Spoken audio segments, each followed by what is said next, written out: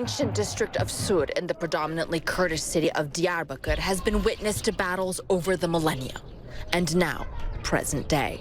For decades, the Turkish state has been fighting Kurdish militants, the PKK, but never like this. Protracted battles in the heart of urban areas, tactics not seen before. Previously in Turkey, terror was predominantly in rural areas. However, recently it has started to shift to urban centers. And when you look at how terror is being applied in urban centers, we see that strategies are being implemented. The response from the Turkish state, harsh and unforgiving curfews and crackdowns. Months after the guns fell silent here, Sur's winding streets are still blocked from view or closed off. What we can film or where we are allowed to go, restricted.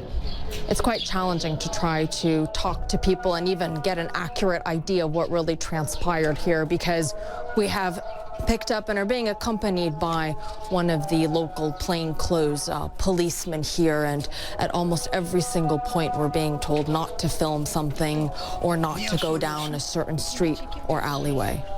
Residents who do wander through, weary, and those who speak to us, wary. We just want it to end. We want peace, this woman says. A sentiment echoed by many unable to come to grips with the price they have paid. The Morgul family was making popcorn when the fighting broke out on their street. In the chaos, they were separated from Cihat, their 14-year-old son. Cahit tried to return, but he says Turkish security forces stopped him. I said my son is inside.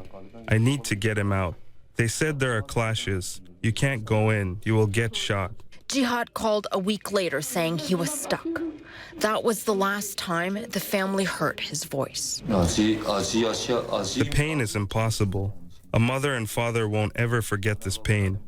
As long as we are alive, this pain won't leave us. It would be 2 months before Turkish authorities handed over his body.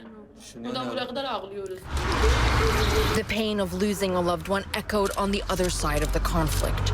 Turkey's security forces suffering heavy losses in the clashes and targeted assaults.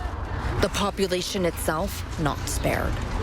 A March bombing in the capital, Ankara, left around 36 people dead. Responsibility for the devastating attack claimed by an offshoot of the PKK. A tenuous ceasefire shattered this past summer, with both sides blaming each other.